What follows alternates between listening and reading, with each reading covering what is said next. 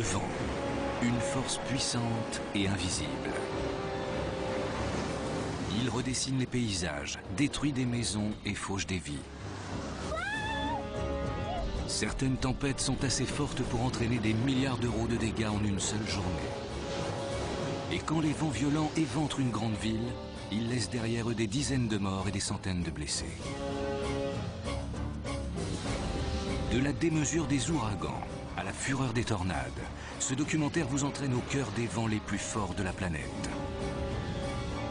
Vous apprendrez aussi à connaître ces hommes qui risquent leur vie pour nous alerter de l'approche d'une tempête.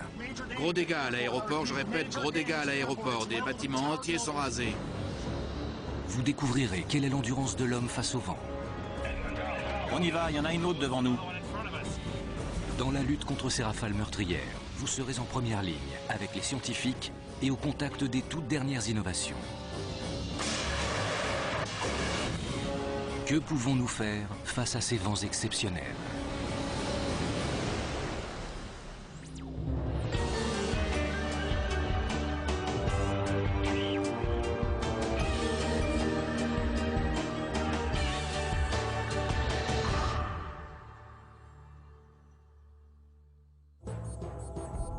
Août 2004.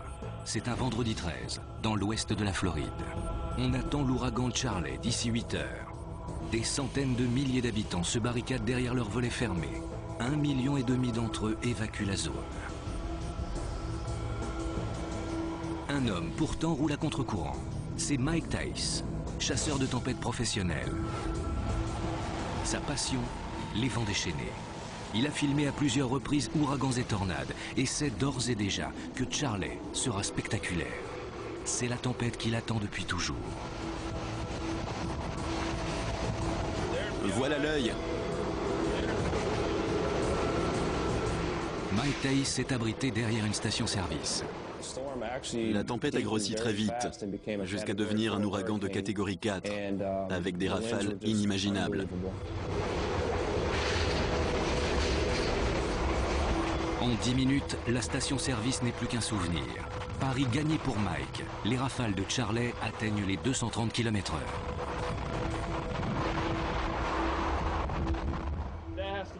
C'est l'expérience la plus extrême de toute ma vie. Quelle aventure! Depuis mon enfance, je voulais vivre quelque chose comme ça en direct. Les images terrifiantes filmées par Mike Tice montrent tout le danger de ces rafales. L'ouragan Charley a fait plus de 25 victimes, laissé des dizaines de milliers de personnes sans abri et entraîné 15 milliards de dollars de dégâts. La météo suit un principe très simple. Plus les vents sont rapides, plus ils sont potentiellement dangereux. Lors de l'ouragan Charley, on a enregistré des rafales atteignant 230 km/h. Est-ce vraiment le record ? Pour le savoir, nous nous rendons au sommet du mont Washington dans l'état de New Hampshire, au nord-est des États-Unis. Ici, on observe des vents de force 12, plus de 100 jours par an. C'est un des endroits les plus venteux de la planète. Des météorologues se relaient toute l'année dans cet observatoire perché sur la montagne. Ici, la réputation des lieux n'impressionne plus personne. Le petit déjeuner est toujours très vivifiant.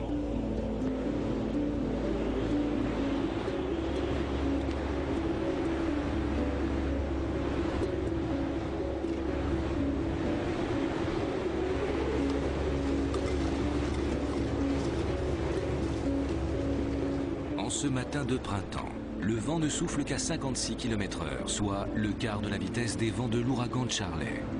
Mais il atteint souvent des vitesses bien plus impressionnantes. Ken Rancourt est directeur de recherche à l'Observatoire du Mont Washington. Son travail consiste principalement à mesurer ces vents extrêmement vigoureux.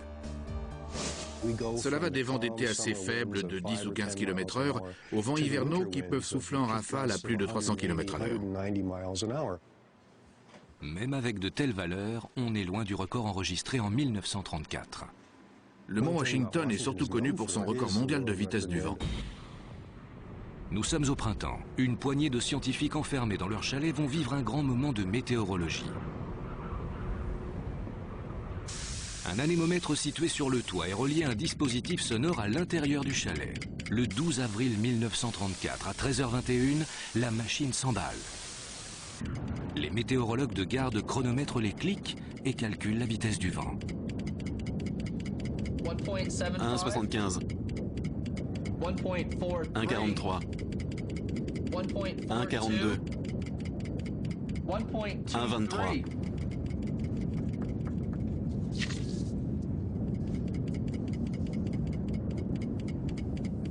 Résultat, 372 km/h. Cette valeur exceptionnelle dépasse de quelques 140 km/h les vents de l'ouragan Charley. C'est le record absolu enregistré par une station météo. Il reste inégalé aujourd'hui encore. Sur l'échelle des ouragans, ces rafales se classeraient dans les toutes premières places en catégorie 5. Le terrifiant ouragan Charley n'était qu'un cyclone de catégorie 4. Quelle est la résistance physique de l'être humain face à de tels phénomènes? Un test s'impose, par exemple, dans le tunnel aérodynamique de l'Université de Washington à Seattle. Point de départ, un vent correspondant à un ouragan de catégorie 1, soit 119 km/h. Lubeck, casse-cou, ou peut-être inconscient, s'est porté volontaire pour jouer les cobayes. On m'a raconté beaucoup de choses. Il paraît que ça empêche de respirer. Lubeck a toutes les raisons d'être inquiet. Il porte une simple paire de lunettes de protection et un harnais de sécurité. En cas de problème, la soufflerie peut être coupée depuis le poste de contrôle qui n'est pas loin. C'est bon, j'envoie le vent.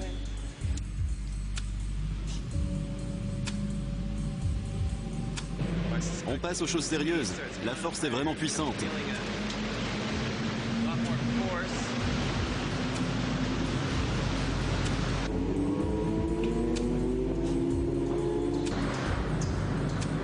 Là, je sens une pression considérable. Elle me pousse vers le harnais. Mais je m'éclate bien.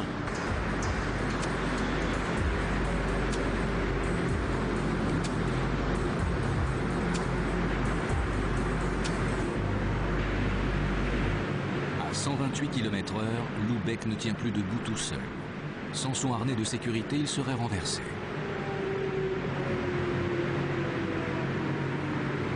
Il finit par abandonner.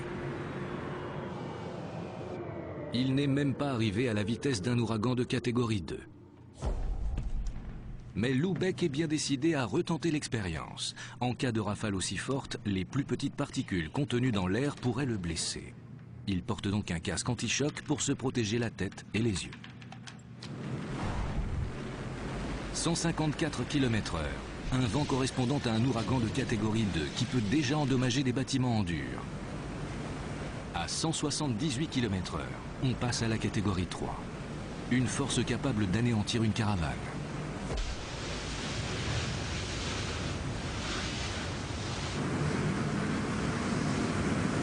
Je donne le signal pour passer à 190 km/h.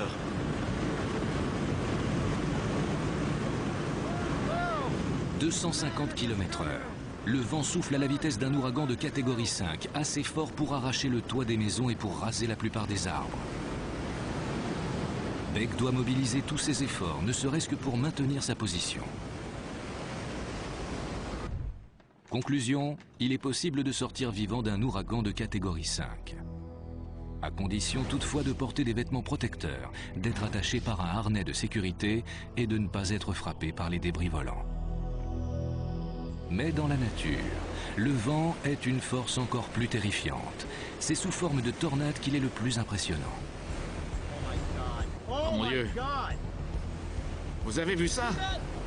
Ces violentes tornades appelées twisters sont monstrueuses, imprévisibles, meurtrières, et égarent aux projectiles qu'elles peuvent lancer. Nous voulons en savoir plus sur les modes de défense de l'homme contre ces calamités venues du ciel. Quels sont par exemple les signes annonciateurs des tornades? C'est la herbe. On est parti! Que se passe-t-il lorsque plusieurs tornades frappent en même temps? Oui, encore une tornade qui se profile. Et comment les chasseurs de tempête gèrent-ils la situation sur le terrain? Ah non, il y en a une autre juste devant nous. Une nouvelle tornade, tout près. Le vent, cet ennemi insaisissable. Il détruit les habitations, rase les grandes villes, emporte des vies. Les ouragans sont des tempêtes géantes. Saccageant tout sur leur passage, ils dévastent des régions entières. Mais les tornades, elles, sont de véritables terroristes de la nature. Elles s'attaquent à des zones plus ciblées pour mieux les mettre sans dessus-dessous. Les vents qui accompagnent les tornades sont si violents que les outils de mesure standard ne leur résistent pas. Ces vitesses extraordinaires ont toujours intrigué les chercheurs. Pour comprendre le pourquoi du comment, on a tenté les expériences les plus insolites. Elias Loomis, professeur au Western Reserve College dans l'Ohio, avait remarqué que les poulets pris dans les tornades voyaient leurs plumes arrachées par le vent. Cette observation lui inspira en 1842 une expérience. Celle-ci visait à déterminer quelle force de vent était nécessaire pour obtenir cet effet. Il décida de recréer les conditions d'une tornade à l'aide d'un canon. Son idée, projeter un poulet dans les airs suffisamment vite pour qu'il perde ses plumes. En appliquant les lois de la balistique, il serait facile de calculer la vitesse appliquée.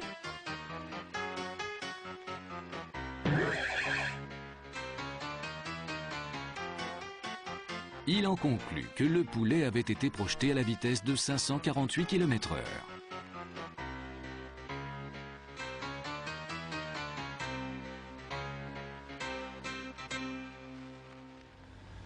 De retour à notre époque, nous aurons sans doute un meilleur aperçu de la vitesse réelle des tornades en nous rendant à Norman, dans l'Oklahoma. Ici, au mois de mai, les véhicules de recherche sont convoqués pour la saison des tornades. Parmi les participants, le professeur Josh Wehrman, éminent chercheur américain en météorologie.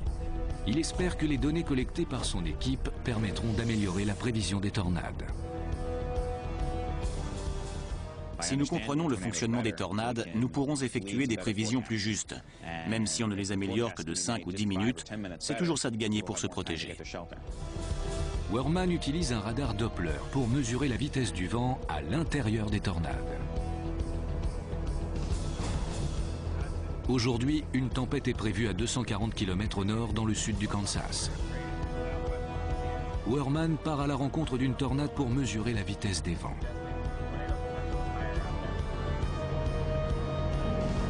Herb, on peut y aller? Wehrman connaît les conditions favorables au développement des tornades, ce qui lui permet de les repérer plus facilement. La présence d'air chaud et humide sous une couche d'air beaucoup plus froid peut créer des orages. Lorsqu'ils se forment sous des vents forts, en présence d'un courant de jet, ils se mettent à tourner sur eux-mêmes. On les appelle alors des supercellules. Si les conditions s'y prêtent, ces cellules géantes peuvent se transformer en tornades. Mais les prévisions météo se heurtent à un obstacle. Seul 1/6 ou 1/5 de ces supercellules donnent effectivement naissance à des tornades. Cela dépend de l'humidité, de l'instabilité, des mouvements ascensionnels et du cisaillement du vent dans l'atmosphère. Wehrman et son équipe se trouvent maintenant à 50 km environ de la tempête en formation. Pour recueillir des informations précises sur la vitesse du vent à l'intérieur de la supercellule et de la tornade qui couve, Wehrman doit s'en approcher à quelques kilomètres seulement. L'équipe utilise 2 camions afin d'étudier la tempête en 3 dimensions. Nous sommes à l'ouest de la petite ville d'Attica, au sud du Kansas. Le ciel s'obscurcit à vue d'œil. La tempête a déjà donné naissance à une tornade. La voilà. Regardez, c'est une merveille. Oh, regardez-la. Les 2 camions accélèrent pour devancer la tempête, installer le matériel et effectuer des relevés. Il s'agit d'une tornade relativement faible, notée F0. Les tornades sont classées selon l'étendue des dégâts qu'elles provoquent. Au bas de l'échelle, une tornade F0 se contente d'abîmer les panneaux routiers et les arbres. De force intermédiaire, une F2 arrache les toits des maisons. Dans la partie supérieure de l'échelle, une tornade F4 est extrêmement destructrice et capable de raser une maison en dur. Enfin, battant tous les records, une F5 peut abattre un immeuble et projeter les véhicules dans les airs. Alors que Wehrman et son équipe s'approchent de la tornade, elle commence à décroître en intensité. Quoi? Mais le radar signale une nouvelle tornade en formation. Celle-là, c'est une belle. Pour rattraper la tempête, il faut jouer au chat et à la souris. Gare-toi. C'est ça, garde-toi là devant cette voiture. Oui, on va installer le Doppler vers le nord. Le radar Doppler émet des ondes radio qui sont renvoyées par les gouttes de pluie et autres débris libérés par la tornade. En mesurant la fréquence des ondes réfléchies, un ordinateur calcule la vitesse du vent.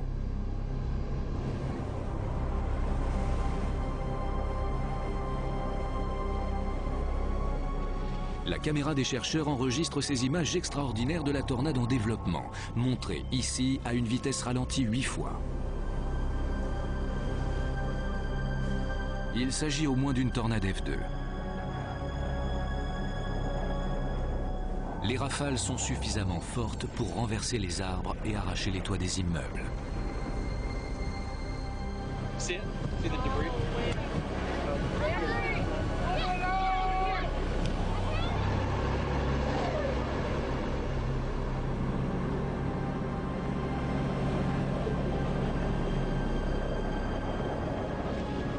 Une maison est touchée lorsque la tornade traverse Attica.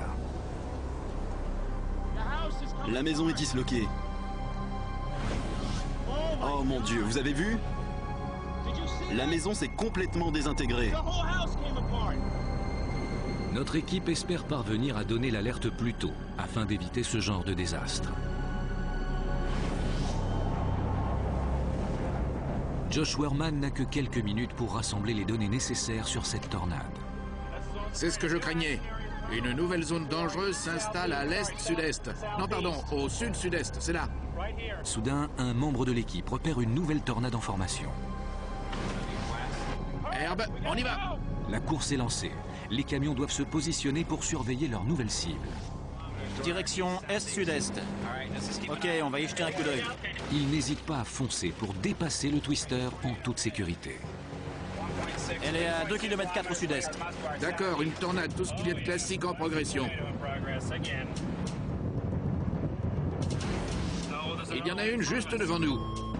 Une nouvelle, juste là. Je me demande si on peut aller vers le sud sans risque. Il vaudrait mieux remonter vers le nord. C'est sûr. Où est le deuxième Doppler? C'est vraiment tout près, mon Dieu.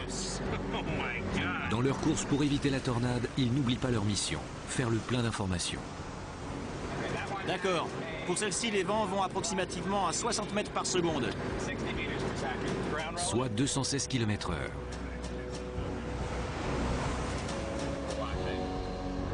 Wehrman arrête son camion pour commencer les mesures. Immédiatement au sud, c'est ça. Nous observons ce nuage de poussière, une tornade en fin de vie. La prochaine se trouve à l'est. Pour l'instant, on fait du repérage. Ah, ça y est, on retourne vers l'est. Il faut rentrer. Les environs sont truffés de supercellules qui donnent naissance à une nouvelle tornade toutes les 10 à 15 minutes. Regardez là-bas, la tornade croise notre chemin. Elle est juste au bout de la route.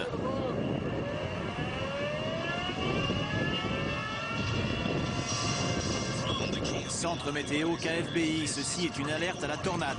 L'obscurité s'installe, rendant les tornades invisibles à l'œil nu. C'est un véritable cauchemar pour ceux qui sont chargés de les repérer. Seul le radar peut maintenant détecter les monstres imprévisibles qui surgissent tout autour d'eux. Hé, regarde ce qui arrive derrière nous. Oh zut. L'intensité, on l'estime pour ce qui est de la vitesse du vent à la limite entre F2 et F3. C'est une intensité de F3. C'est quoi ça? Ça m'a l'air sérieux.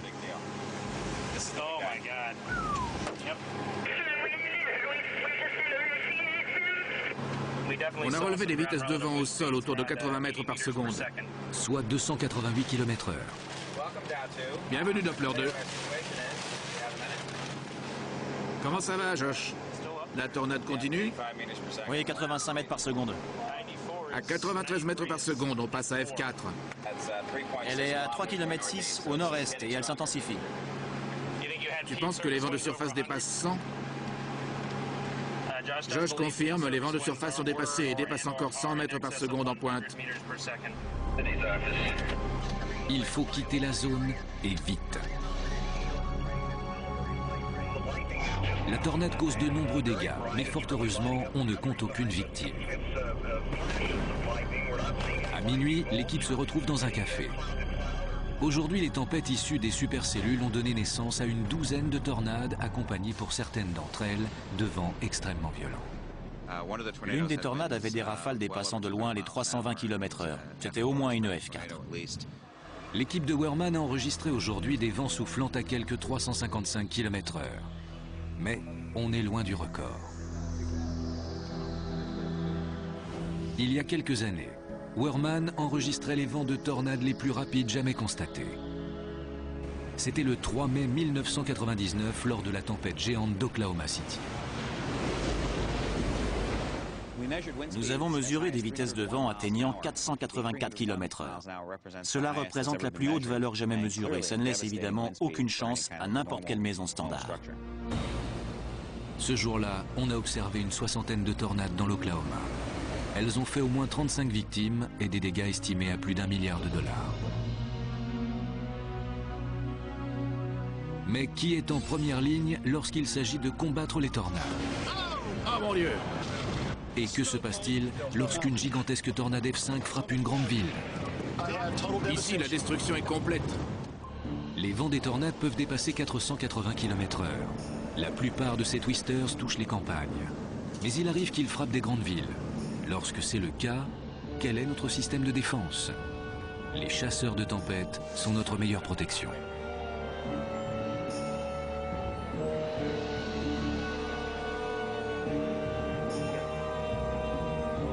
Quand l'Oklahoma a été touché, quelques 60 tornades ont frappé la région, faisant plus de 35 victimes.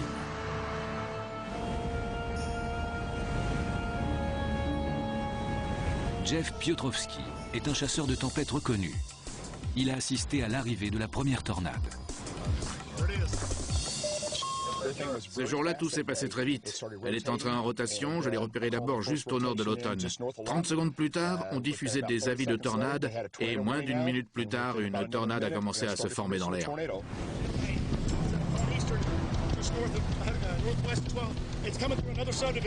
Lors des événements tragiques de l'Oklahoma, Jeff Piotrowski a joué un rôle crucial et permis de sauver bien des vies.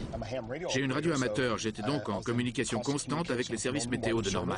Les services météorologiques de Norman ont bien reçu l'appel de Piotrowski. Ils ont pu alors diffuser un avis de tornade aux médias et au public.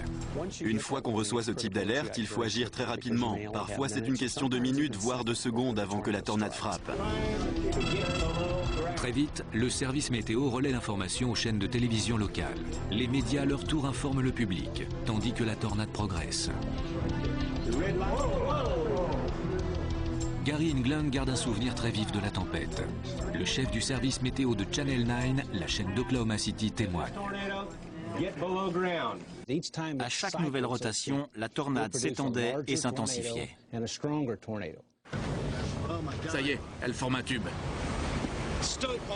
La tornade fait route vers Oklahoma City, détruisant tout sur son passage. Mais Piotrowski n'hésite pas à risquer sa vie pour la suivre, tout en continuant à indiquer sa position par radio au service météo. Gros dégâts à l'aéroport, je répète, gros dégâts à l'aéroport. Des bâtiments entiers sont rasés. Seuls les gens qui suivent de près l'intempérie peuvent nous certifier à 100% qu'il s'agit bien d'une tornade. Au sud-ouest du carrefour, elle fait 400 mètres de large. Gros dégâts au sud-ouest. Avec ma radio, j'étais en constante communication avec la météo de Norman. Et je pouvais signaler ce qui se passait minute par minute, indiquer quel carrefour, quelle ville allait être touchée, qui se trouvait sur la trajectoire, ce que j'observais quant à l'évolution de la tornade. Intersection de la 29e et du centre, destruction complète. Elle traverse les quartiers est maintenant. Piotrowski suit la tornade dans la ville de Moore. Il parle d'une expérience à l'allure d'apocalypse. Le sol vibrait, ma camionnette était secouée de tremblements. Je ressentais les vibrations dans tout mon corps. J'ai remonté ma vitre, le pâté de maison tout entier était parti. Il y avait auparavant des usines, des immeubles, des arbres. C'était une zone industrielle. En remontant la route vers le nord, il n'y avait plus rien. Hé! Vous m'entendez? Le lendemain, les habitants d'Oklahoma City se frayent un chemin parmi les décombres. La tornade a laissé derrière elle 30 km de ruines. Chris! Elle habite dans le quartier, juste là. Je sais pas si elle était à la maison. Jackie! Il y a quelqu'un ici? Bilan dans la zone, 36 victimes, 700 blessés et plus de 2000 sans-abri.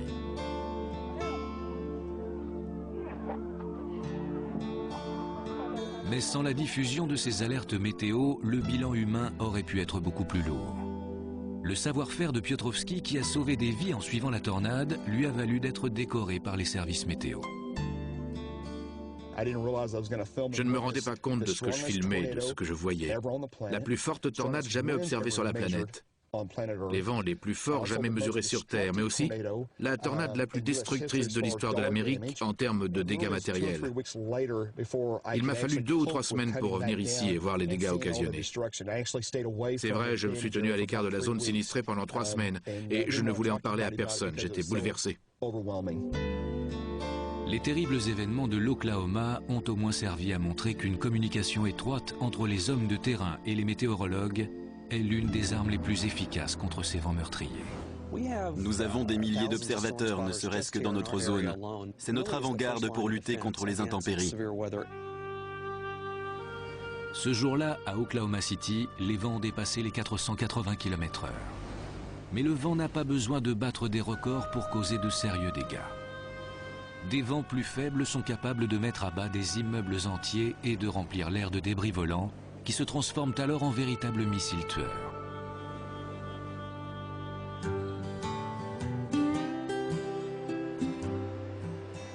À Lubbock, les chercheurs de la Texas Tech University cherchent à déterminer à quelle vitesse le vent commence à endommager une petite construction. Pour ce faire, un avion Hercule C-130 leur sert de soufflerie.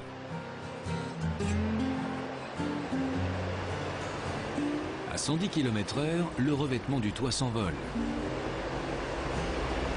À 160 km/h, une partie du toit est arrachée. La maison endommagée projette des débris dans le vent. Une fois dans l'air, le vent transforme ces débris en projectiles qui peuvent être fatals. Lorsqu'une tornade frappe une région très peuplée, ce sont ces véritables missiles volants qui entraînent la plupart des pertes humaines. Que ressent-on au cœur du vortex? Que se passe-t-il lorsque de tels missiles bombardent une maison ou atteignent une personne?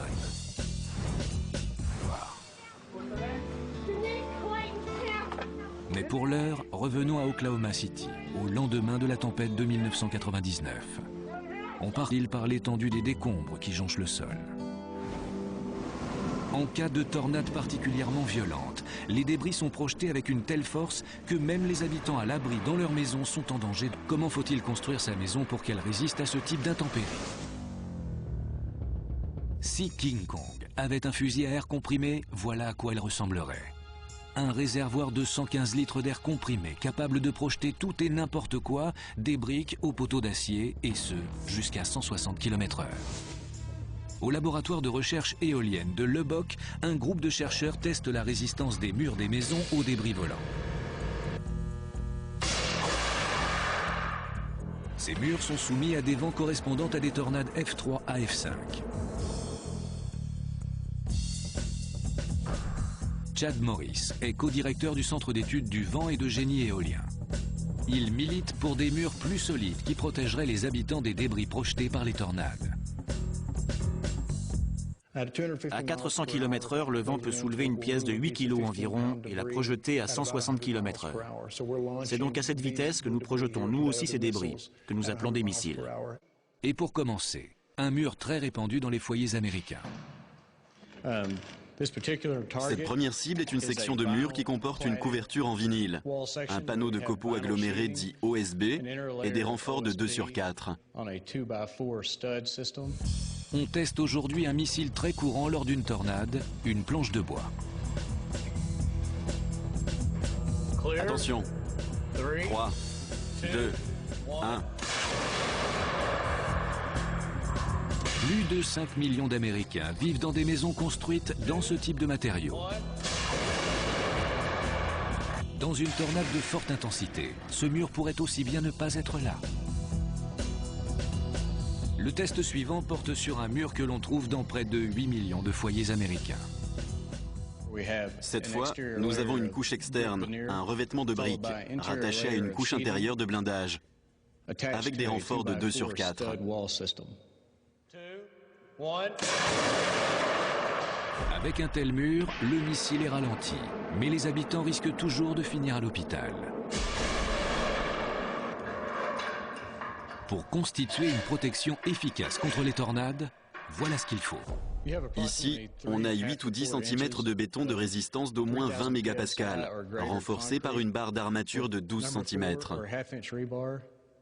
Ça nous donne la masse nécessaire pour arrêter les missiles lancés à 160 km/h. Attention, 3, 2, 1...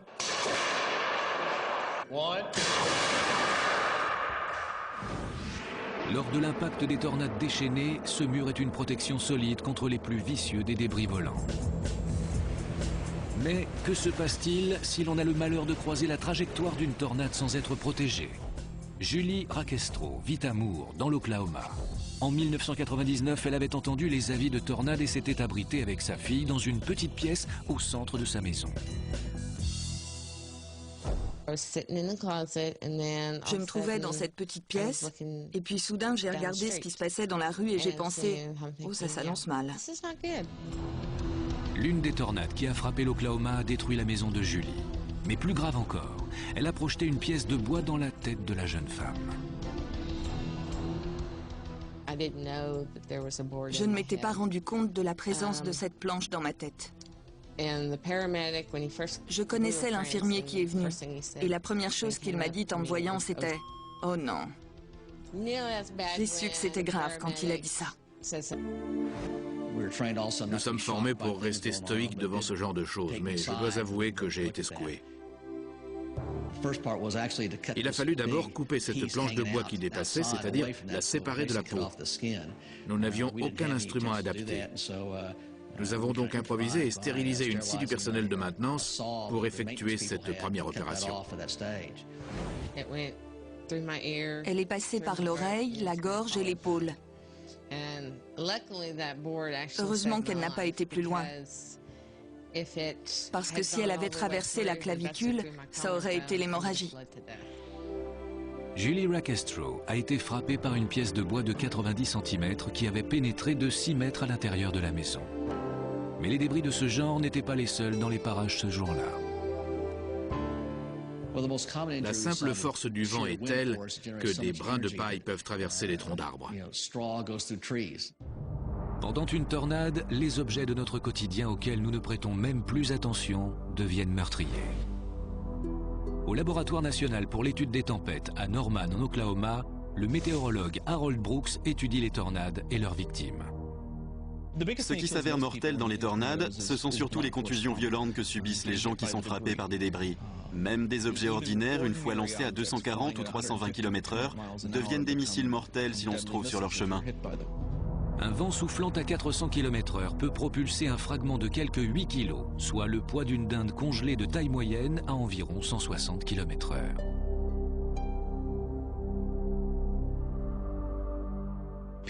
Les survivants des tornades présentent souvent des blessures très sérieuses.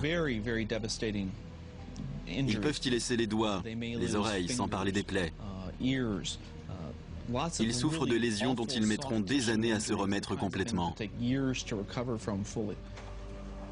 On ne l'y reprendra plus.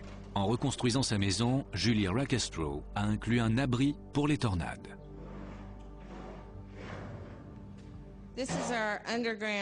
C'est notre abri pour éviter ce genre de blessure à la tête à l'avenir. Il y a des kits de premiers secours, de l'eau, tout ce qu'il faut si l'on doit y rester quelque temps. Les abris à tempête sauvent des centaines de vies humaines chaque année, mais ils sont encore assez peu répandus. Les tornades font environ 3 fois plus de victimes que les ouragans. Elles provoquent les rafales les plus meurtrières observées sur le sol américain. Comme nous l'avons vu, les vents provoqués par les tornades sont bien plus rapides que ceux qui se forment lors des ouragans. Logiquement, ils devraient donc être plus destructeurs. Mais quelles sont en réalité les rafales les plus dévastatrices? Lorsqu'une tornade atteint une grande ville, les dégâts causés sont considérables. Mais, on le voit sur ces images aériennes, la trajectoire des tornades laisse un couloir de destruction relativement circonscrit.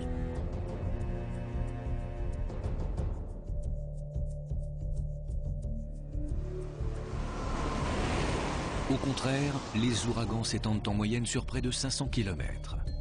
Leurs rafales ont beau être plus lentes que ceux des tornades, la surface qu'ils couvrent suffit à les rendre bien plus redoutables. Partout où ils passent, ils font un véritable carnage.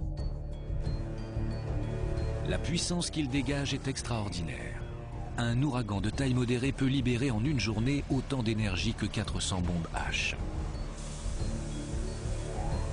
Peut-on faire quelque chose pour éviter ces scènes de désolation?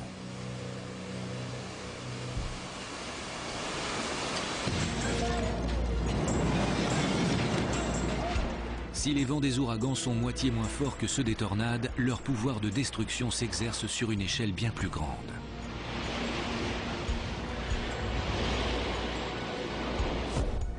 Ici, au Centre national d'études des ouragans de Miami, on tente de prévoir où et quand frappent les ouragans. Les auteurs de ces prévisions ont un avantage sur leurs confrères spécialistes des tornades, car ils bénéficient d'un temps d'alerte plus important. Chaque année, les prévisions s'affinent. Et le professeur Hugh Willoughby est très fier de cette évolution. Il est chercheur à l'Université internationale de Floride. Nous sommes parvenus à réduire le risque mortel. Les risques de mourir des suites d'un ouragan ont été divisés par 100 au cours du XXe siècle. Et en effet, les prévisions du Centre d'études des ouragans connaissent des améliorations en termes de précision de 1 à 2% par an en moyenne. 1 à 2% par an, ça n'a l'air de rien, mais au bout de 30 ans, ça fait beaucoup. Un élément demeure extrêmement délicat dans la prévision des ouragans. Prévoir quelle sera l'intensité d'un ouragan lorsqu'il frappera le continent. Nous vivons des heures très difficiles. Nous sommes fouettés par le sable. C'est en 1992 que les États-Unis ont connu un des ouragans les plus destructeurs de l'histoire contemporaine. Le dimanche 16 août, des images satellites révèlent une dépression tropicale en formation dans l'Atlantique Est. Lorsque la turbulence atteint la Floride, elle s'est transformée en une tempête violente et a été baptisée Andrew.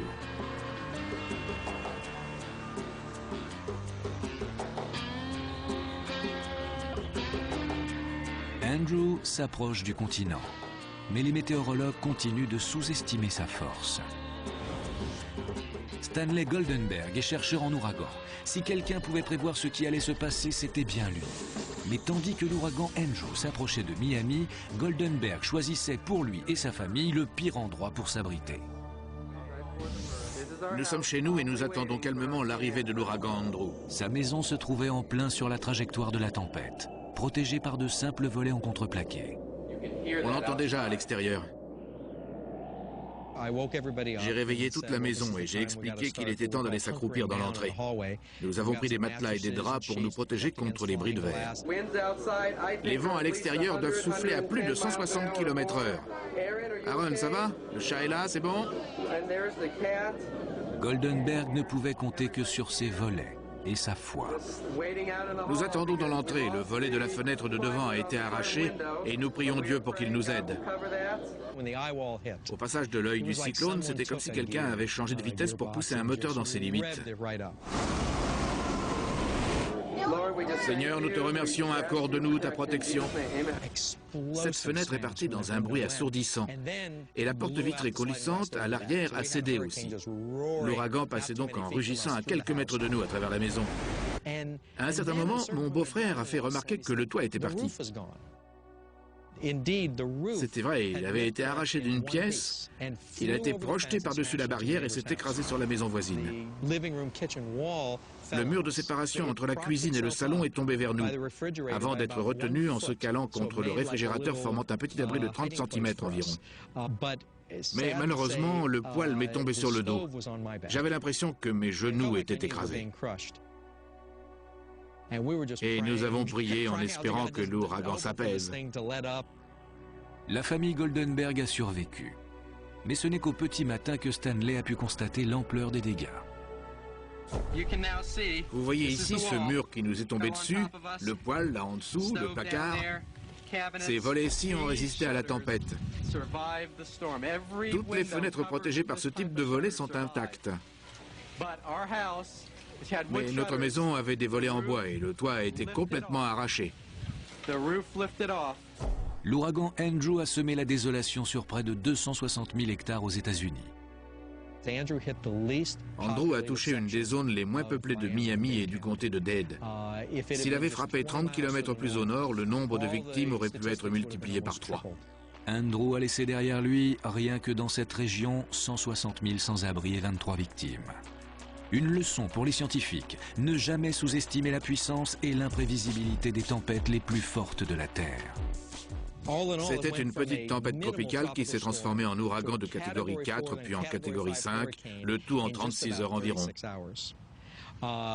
C'est cette intensification extraordinaire et très rapide qui est la plus difficile à prévoir pour nous. L'ouragan Andrew a fait au moins 20 fois plus de dégâts que la plus dévastatrice des tornades subies par les États-Unis.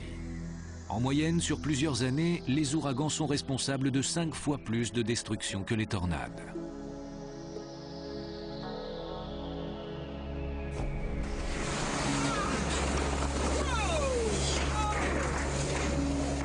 Mais ces images de désolation sont-elles une fatalité?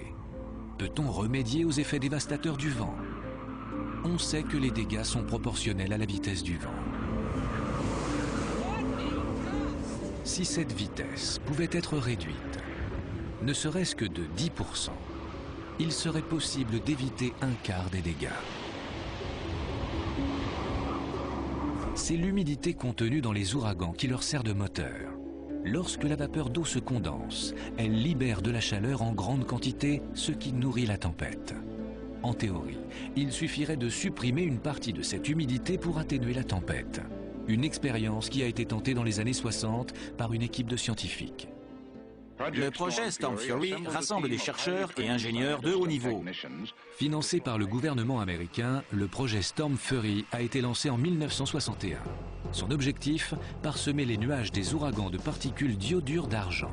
Celle-ci transformerait l'eau très froide contenue dans les nuages en pluie et disloquerait l'œil du cyclone responsable des vents les plus violents. Des tests conduits sur l'ouragan Debby en 1969 ont d'abord semblé concluants, car ils ont permis de réduire la vitesse des vents de 25% en moyenne. Mais des recherches complémentaires ont montré que cette forte réduction n'était sans doute pas due aux fameuses particules, mais au cycle naturel de la tempête. En d'autres termes, elles auraient eu lieu de toute façon. Après plus de 20 ans de recherche, le projet Storm Fury a finalement été abandonné. À Palm Beach, en Floride, l'homme d'affaires Peter Cordani pense pouvoir réussir là où le projet Storm Fury a échoué. Il a mis au point une poudre absorbante qui, selon lui, pourra un jour atténuer la puissance des ouragans. C'est une substance à base de polymère, capable d'absorber instantanément 2000 fois son propre poids. Regardez, j'en verse un peu dans l'eau et la poudre absorbe instantanément toute l'humidité. Vous voyez, elle absorbe tout. Notre théorie est la suivante. Si l'on absorbe l'humidité des tempêtes, on peut réduire leur impact dévastateur. L'équipe de Peter Cordani a testé cette poudre en 2001 au cours d'une tempête.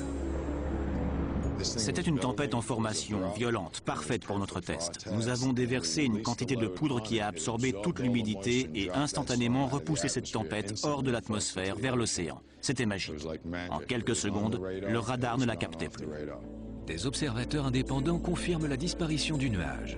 Mais pour autant, rien ne prouve que cette poudre serait capable d'apaiser un ouragan, car le problème se poserait alors à une échelle bien plus importante. Cordani poursuit ses travaux, mais les experts météorologues doutent de la faisabilité du projet.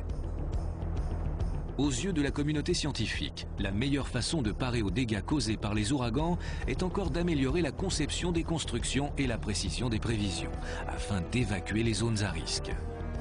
Les ouragans qui se forment sur l'eau progressent lentement et peuvent donc être repérés plusieurs jours avant d'atteindre le continent, ce qui laisse généralement un délai suffisant pour prévenir les populations. Il est possible de sauver de nombreuses vies en évacuant les régions exposées. Aux États-Unis, on compte seulement une vingtaine de victimes par an. Les prévisions sont une première avancée dans la guerre contre les ouragans. Mais il reste un long chemin à parcourir. Le passage de l'ouragan Charley en août 2004 semblait avoir été prévu à temps. Le Centre national d'études des ouragans avait diffusé des alertes sur la presque totalité de la côte ouest de la Floride. 1,5 million d'habitants avaient évacué les lieux et le reste de la population s'était abrité. Mais malgré ces précautions, on a dénombré au final plus de 25 victimes. Charley était un ouragan de catégorie 4, soit une catégorie inférieure à son grand frère Andrew. Que s'est-il passé ?